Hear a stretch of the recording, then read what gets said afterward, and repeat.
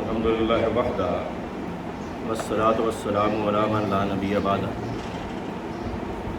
اما بعد فقد قال اللہ تعالی فی القرآن المجید وفرقان الحمید وبرہان الرشید وارشاد العظیم اعوذ باللہ من الشیطان الرجیم بسم اللہ الرحمن الرحیم علم یجدک یتیما فآوی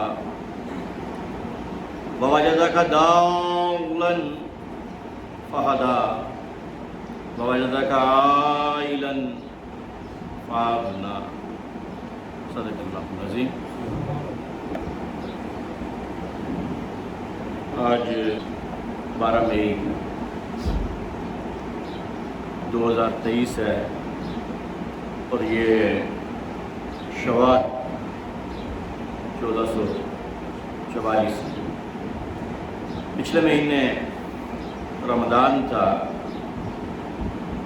تو اس میں بہت سارے موضوعات ہوتے ہیں، اس کے سارے موضوع اس میں بیان نہیں ہو سکے، تو حضرت خدیجۃ الکبریٰ سلام اللہ علیہا کا بھی جو مہینہ ہے یہ رمضان کا، تو یہ جو قرآن پاک کی میں نے سورہ والضحیٰ کی 3 آیات کی تلاوت کی، علم یجدک یتیما فآوی، علم یجدک یتیما فآوی، الف جو ہے یہ حروف تہجی کا پہلا حرف ہے۔ الف کا مطلب 1000 ہوتا ہے، الفت ہوتا ہے، اور الف حروف تہجی کا پہلا حرف ہے۔ اس کے اوپر اگر زبر آ جائے الف کے اوپر آ، تو عربی میں اس کا مطلب ہے کیا؟ آ کا مطلب ہے کیا؟ لم نہیں، یجد کا وجد پانا، کیا ہم نے آپ کو نہیں پایا؟ یتیمن یتیم، فآوی تو ہم نے آپ کو اچھا ٹھکانہ دے دیا۔ آوا ٹھکانے کو کہتے ہیں۔ ووجدک ضالا، ضالا کہتے ہیں پورے صحرا میں اگر ایک درخت ہو اور وہ سایہ بھی دے رہا ہو، وہ آکسیجن بھی دے رہا ہو، وہ آرام بھی دے رہا ہو، اور خود سرسبز و شاداب ہو، تو پورے صحرا میں اگر ایک درخت تو اس کو دالن ہے۔ دالن کا دوسرا مطلب دودھ میں پانی ملانا یا پانی میں دودھ ملانا اور اس کا کلر تبدیل ہو جانا، اس کو دالن ہے۔ تیسرا مطلب کوئی راہ اپنی راہ سے دوسری راہ پہ چلے جائے، اس کو دالن ہے۔ فہدی، فہدی ہدایت، یہ اصل خودی سے ہے، حدیث سے ہے۔ یہ جو آگے جانور بھیجتے ہیں، آج کل تو رواج نہیں ہے، پہلے لوگ حج کے لیے جاتے تھے، عمرے کے لیے جاتے تھے، پہلے جانور آگے رکھتے تھے اور ان پہ نشان لگاتے تھے کہ تاکہ کوئی حملہ نہ کرے، اور ان جانوروں کے پیچھے پیچھے چلتے تھے۔ تو ان جانوروں کے وہ اس کو ہدی کہا جاتا تھا، ہدی کہا جاتا تھا۔ ان جانوروں کے پیچھے چلنے سے یہ لفظ ہدایت کا بنا۔ فہدی، تو آج کل تو وہاں پہ آپ پرچیاں دیتے ہیں اور وہ خود ہی کر دیتے ہیں، یا خود آپ لے کے کرنا چاہتے تب بھی کر سکتے ہیں، لیکن یہاں سے جانور لے کے جانے والے بہت اب خال خال رہ گئے. ووجدک عائلۃ، ہم نے پایا آپ کو عائلۃ، تنگ دست، فیملی والا. یہ آئلی قوانین پاکستان میں بھی ہیں، ایوب خان نے شروع کیے تھے. فیملی لاز، آئلی قوانین. آج کل بھی یہ جو نکاح وغیرہ سارے یہ آئلی قوانین کے تحت. عائلت خاندان، بڑا خاندان. تنگ دست، جس کا خاندان بڑا ہوگا اس کا ہاتھ تنگ ہوگا. فاغنا، اب کیا تھا کہ حضور اکرم صلی اللہ علیہ وسلم دیکھا کہ آپ کے چچا حضرت ابو طالب جو ہیں ان تنگ دست ہیں، تو آپ نے کہا چچا علی مجھے دے دو، جعفر عباس میرے چچا عباس کو دے دو، عقیل آپ رکھ لو. تو اللہ تعالیٰ نے فاغنا، تو آپ کو غنی کر دیا. اب غنی کا مطلب کیا ہے؟ غنی اصل میں ہوتا ہے غنا سے، غنا، گانا سننا. تو گانا کون سنتا ہے؟ جو امیر ہو. غریب کی تو روٹی پوری نہیں ہوتی. یہ اس وقت کی بات ہے، عرب کی بات کر رہا ہوں، آج کی نہیں. یہ عربی الفاظ ہیں اس وقت کہ جو امیر ہوتے تھے وہ لونڈیاں رکھتے تھے، گانے سنتے تھے، فارغ ہوتے تھے، تو ان کو غنی کہا جاتا تھا. اللہ تعالیٰ کا نام بھی غنی ہے. اب مغنی آپ کہتے ہیں گانے والے، اس وقت بھی تھے جو قریش مکہ نے رکھی ہوئی تھی تاکہ وہ گانے گائیں اور لوگوں کو اس طرف لے آئیں. قرآن نہ پڑھنے دیں، قرآن نہ سننے دیں قریش مکہ. تو یہ اس سے ہے. اللہ تعالیٰ جو غنی ہے اس کا مطلب ہے کہ واللہ غنی وانتم الفقراء، تم سب، ہم سب فقیر ہیں. اگر غنی ہے تو وہ صرف اللہ. مغنی، غنی بنانے والا، وہ بھی اللہ ہے. سوال صرف اللہ سے، مانگنا صرف اللہ سے.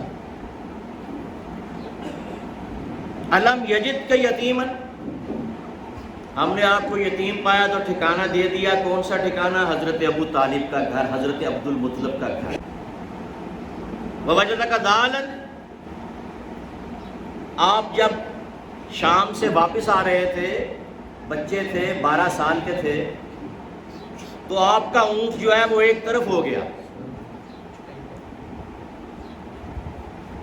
شیطان نے اونٹ کو پکڑ کے ایک طرف کر دیا، وہ راہ بھٹک گیا. ہم نے جبریل کو بھیجا، اس نے اونٹ کو سیدھے راستے پہ کر دیا. وَوَجَدَكَ عَائِلًا فَأَغْنَىٰ، یہ تمام مفسرین کہتے ہیں کہ یہ آیت حضرت خدیجۃ الکبریٰ سلام اللہ علیہا کے شان میں نازل ہوئی کہ ہم نے آپ کو تنگ دست دیکھا تو خدیجہ کے مال سے آپ کو غنی نہیں کر دیا. اور پہلا سفر آپ نے 12 سال کی عمر میں کیا شام کا اپنے چچا حضرت ابو طالب کے ساتھ، اور دوسرا سفر جو ہے شام کا وہ حضرت خدیجۃ الکبریٰ کا مال لے گئی 25 سال کی عمر میں. یا پہلا سفر 16 سال کی عمر میں کیا، دوسرا 25 سال میں کیا، یا 24 سال میں کیا. تو 7 غلام میسرہ تھے. جب واپس آئے حضرت خدیجہ الکبریٰ کو پتہ چلا میرا مال واپس آ رہا ہے، بہت سارے لوگ ان کا مال لے کے گئے، تو بالکنی میں کھڑی تھی، ساتھ ان کے سہیلی نفیسہ تھی. تو بالکنی سے وہ دیکھ رہی ہیں. اس وقت پردے کا حکم نہیں تھا، پردے کا حکم تو 9 ہجری میں آیا ہے. یہ اس سے بڑی پرانی بات ہے. یہ تو اعلان نبوت سے بھی پہلے کی بات ہے. اعلان نبوت حضور 40 سال کی عمر میں کیا، یہ 24 سال کی عمر کا واقعہ ہے. تو دیکھ رہی تھی تو ان کے اوپر سایہ تھا حضور کے اوپر، تو دو فرشتے سایہ کر رہے تھے۔ یہ پہلی چیز جو حضرت خدیجہ نے دیکھی تو ان کے دل میں حضور کے لیے احترام پیدا ہوا۔ پھر انہوں نے اپنے غلام میسرہ سے پوچھا، اس نے کہا ہاں میں نے بھی دیکھا ہے کہ جہاں جہاں حضور جاتے تھے ان کے اوپر سایہ ہوتا تھا، سخت دھوپ۔ جب ہم بصرہ میں پہنچے تو ہم ایک راہب نستورہ اس کے عبادت خانے کے سامنے ٹھہرے، تو اس نے کہا اس درخت کے نیچے کون ٹھہرا ہے؟ اس درخت کے نیچے پیغمبر آخر الزماں کے علاوہ، آخری نبی کے علاوہ کوئی نہیں ٹھہر سکتا۔ حضور آخری نبی ہیں، آپ نے فرمایا لا نبی آبادی فلا رسول آبادی، میرے بعد کوئی نبی اور رسول نہیں۔ تو نستورہ کو بلایا، پوچھا، نستورہ نے میسرہ کو بلایا غلام کو، اس نے کہا ہاں یہ ان کا نام محمد بن عبداللہ ہے، ابو القاسم محمد صلی اللہ علیہ وسلم۔ اس نے کہا ان کی آنکھیں دیکھ کے آؤ، کیا آنکھوں میں سرخ ڈورے ہیں؟ آنکھیں ہر وقت سرخ رہتی ہے تھوڑی تھوڑی؟ اس نے کہا ہاں۔ کہا یہ ہماری کتابوں میں لکھا ہے کہ یہ آخری نبی ہے۔ یہ 24 سال کی عمر کی بات ہے۔ تو تب حضرت خدیجہ الکبریٰ نے جب یہ باتیں سنی تو آپ کے دل میں احترام اور زیادہ بڑھ گیا۔ جب احترام اور بڑھ گیا تو پھر حالانکہ اس سے پہلے آپ کے 2 خامد فوت ہو چکے تھے، ایک کا نام ابو حالہ تھا،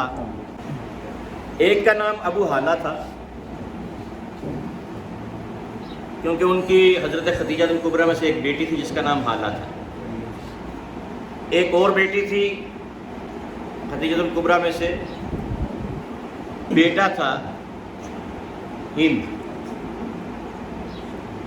اب یہ جو ہندا آپ کہتے ہیں نا جس نے حضرت حمزہ کا کلیجہ چبایا اور ان کے ناک اور کان اور ہونٹ کاٹ کے ہار بنایا، جو ابو سفیان کی بیوی تھی، اس کا نام بھی ہند ہی تھا، ہندا غلط کہتے ہیں۔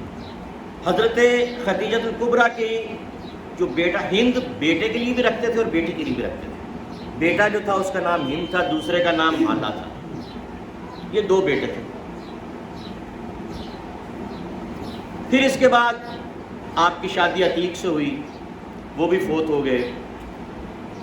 حزب الفجار جو جنگ تھی اس میں وہ قتل ہو گئے، جس میں حضور نے بھی حصہ لیا جنگ میں اعلان نبوت سے پہلے۔ تو یہ اس کے بعد پھر حضرت خدیجہ نے کہا کہ اب میں نے شادی نہیں کی، اور انہوں نے اس کے بعد شادی نہیں کی تا وقت کہ انہوں نے حضور کو نہیں دیکھ لیا، اور یہ حضور کے معجزات دیکھ کر، نبوت سے پہلے جو معجزہ اس کو ارہاس کہتے ہیں، انہوں نے کہا کہ میں شادی کرنا چاہتی ہوں حضور اکرم صلی اللہ علیہ وسلم، اور اپنی سہیلی نفیسہ کو بھیجا کہ جا کے حضور سے پوچھو۔ اس وقت عرب میں یہ عام رواج تھا کہ عورتیں اپنی شادی کا پیغام خود بھیجتی تھیں، اور جو مرد تھے وہ ان کا سارا خرچ اٹھاتے تھے۔ عورت کو کچھ کرنے کی ضرورت نہیں تھی، نہ جہیز دینے کی، مرد نے اس کا مہر بھی دینا، حق مہر دینا ہے جس میں۔ تو اس نے آگے حضور سے پوچھا بھئی آپ شادی کریں گے؟ آپ نے فرمایا میرے پاس تو حق مہر کے لیے پیسے ہی نہیں۔ اس نے کہا کہ آپ اگر کرنا چاہیں تو حضرت خدیجہ الکبریٰ چاہتی ہیں کہ آپ کے ساتھ شادی کریں۔ آپ نے فرمایا میں اپنے چچا حضرت ابو طالب سے مشورہ کر کے آپ کو بتاتا ہوں۔ پھر مشورہ کیا، اور حضرت ابو طالب، حضرت حمزہ اور حضرت ابوبکر صدیق اور یہ سارے آپ کے دوست اور یہ سارے ساتھ گئے۔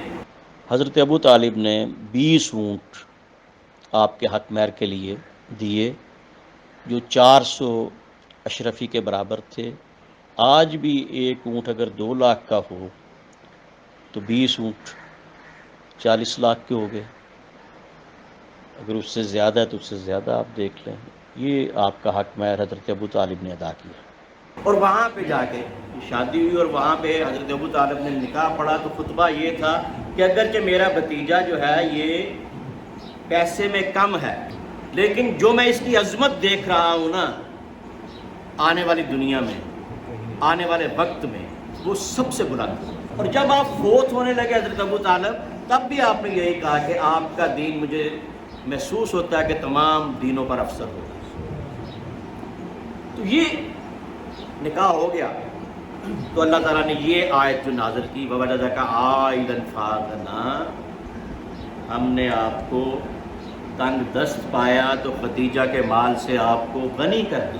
اور یہی مال پھر آپ نے پورے نبوت کا جو دور ہے اور اس سے پہلے کا جو دور ہے قحط میں، اور جو آتے تھے لوگ مانگنے سائلین، ان کو دیتے، اور یہ مال آپ نے لٹا. اتنا مال ہوتا تھا کہ حضرت خدیجہ الکبریٰ کا اگر نکالا جاتا سونا تو ایک طرف آدمی کھڑے ہوتے، دوسری طرف کے آدمی نظر نہ آتے. اتنا سونا تھا. اور یہ سارا حضور نے لٹا دیا کہ شیب ابی طالب میں جب گئے، حضرت خدیجہ الکبریٰ اور حضرت ابو طالب کی وفات سے کوئی 2.5-3 سال پہلے شیب ابی طالب بھیج دیا. وہاں پہ دونوں بیمار ہو گئے، آ کے دونوں فوت ہو گئے، اور آپ نے اس سال کا نام عام الحزن رکھ دیا، غم کا سال. اس میں چونکہ چمڑا، یہ پتے، پانی، یہ چیزیں کھانی پڑتی، تو دونوں بیمار ہو گئے اور آگے دونوں فوت ہو گئے. تو آپ نے اس سال کا نام عام الحزن رکھ دیا. تو جب اعلان نبوت آپ نے فرمایا تو جبریل آیا، تو جبریل نے اپنے ہاتھ میں ایک کاغذ پکڑا ہوا تھا. اس نے کہا پڑھیے اس کاغذ کو، اقرا پڑھیے. اگر کل ہوتا تو اس کا مطلب ہوتا کہہ دیجیے. اور پھر یہ سارا واقعہ جب ہوا تو آپ حضرت خدیجہ کے پاس آئے تو آپ نے کہا کہ آپ پریشان نہ ہو، خدیجہ کے رب کی قسم کہ اللہ تعالیٰ آپ کو سرخرو کرے گا. آپ غریبوں کے داتا ہیں، آپ منگتوں کا خیال رکھتے ہیں، آپ سوالیوں کو بھرتے ہیں، آپ صلہ رحمی کرتے ہیں. اللہ تعالیٰ آپ کو ضائع نہیں کرے گا. آپ آرام فرمائے. کمبل دے دیا. اور پہلی 5 آیات جو غار حرا میں نازل ہوئی وہ لے کے آپ آئے. اقرا بسم ربک الذی خلق، سورہ علیہ. کمبل لے لیا. تو حضرت خدیجہ الکبریٰ نے آپ کو دیکھا کہ آپ آرام فرما رہے ہیں، تو وہ اکیلی ورقہ بن نوفل کے پاس گئے. حضور نہیں ساتھ گئے. ورقہ بن نوفل حضرت خدیجہ کا چچا زاد بھائی تھا. حضرت خدیجہ کے والد کی یہ خواہش تھی کہ ان کے ساتھ آپ کا نکاح ہو جائے، لیکن ورقہ بن نوفل نے کہا کہ میں تو راہب ہوں، میں نے تو نکاح کرنا ہی نہیں. اور حضرت خدیجہ الکبریٰ نے ان سے پوچھا تو انہوں نے کہا کہ مجھے لگتا ہے کہ یہ آخری نبی ہے. یہ وہی ان پہ وحی نازل ہوئی ہے جو موسیٰ پہ نازل ہوئی تھی، جو داؤد پہ نازل ہوئی تھی، جو عیسیٰ پہ نازل ہوئی. تو لہٰذا آپ جائیں اور گھبرائیں نہیں. میں اگر زندہ رہا تو میں ان کی مدد کروں گا. اور پھر جب آپ آئے تو آپ نے کمبل اوڑھا ہوا تھا. سورہ مدثر کی آیات نازل، اے کمبل اوڑھنے والے، اے کالی کملی والے. پھر یہاں سے ایک دن آپ طواف کر رہے تھے تو وہاں ورقہ بن نوفل آ گئے.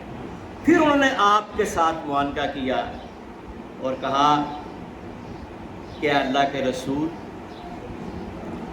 آپ اللہ کے حق رسول ہیں، آپ پہ وہی وحی نازل ہوئی ہے جو موسیٰ، عیسیٰ اور داؤد پہ نازل ہوئی. اسی لیے ورقہ بن نوفل رضی اللہ تعالیٰ. تو یہ وہ حضرت خدیجہ کے چچا زاد بھائی تھے. اور حضرت خدیجہ کے ایک بھائی کا نام عوام تھا، جن کے بیٹے زبیر بن عوام اور ان کے بیٹے عبداللہ بن زبیر. زبیر بن عوام حضور کی پھوپھی کے بیٹے بھی تھے اور حضور کے سالے کے بیٹے بھی تھے. عوام جو تھے وہ حضور کے پھوپھا بھی تھے، عوام، اور حضور کے سالے بھی تھے. ان کے بیٹے زبیر جو ہیں وہ حضور کی پھوپھی کے بیٹے بھی تھے اور حضور کے بھانجے بھی تھے. اور ان کے بیٹے عبداللہ بن زبیر حضرت ابوبکر صدیق کے توتے تھے، نواسے تھے، ان کی والدہ حضرت اسما بنت ابو بکر تھی، جن کے بیٹے تھے، جن کے اوپر حملہ کر کے امیوں نے کعبے کو بھی شہید کیا، مکہ میں کو بھی نقصان پہنچایا، مدینہ میں بھی گھوڑے باندھے، اور حضرت عبداللہ بن زبیر کو بھی شہید کیا، اور ان کی لاش کو اس کو سولی پہ چڑھا دیا گیا۔ اور حضرت آپ کی والدہ حضرت اسما بنت ابی بکر گزرتے تو کہتی شاہ سوار ابھی اوپر ہی ہے، گھوڑے پہ ہے۔ تو یہ تمام واقعات ہیں۔ تو یہ آیا مبارکہ وَوَجَدَكَ عَائِلًا فَأَغْنَىٰ، یہ حضرت خدیجہ الکبریٰ کے بارے میں نازل ہوئی۔ ایک دفعہ وہ آپ آ رہی تھی، اللہ تعالیٰ نے جبریل کو بھیجا، جبریل جاؤ خدیجہ کے پہنچنے سے پہلے حضور کو اطلاع کرو کہ خدیجہ آپ کے لیے کھانا پکا کے لا رہی ہیں اور میرا سلام انہیں کہنا۔ جب خدیجہ پہنچی تو جبریل آگے، حضور نے کہا کہ جبریل آئے ہیں، آپ کو سلام کہتے ہیں، اللہ کا سلام کہتے ہیں، سلام اللہ علیہا۔ تو آپ نے فرمایا حضرت خدیجہ نے کہ وہ تو خود ہی سارا سلام ہے، وَمَا عَلَيْنَا إِلَّا الْبَلَاغُ۔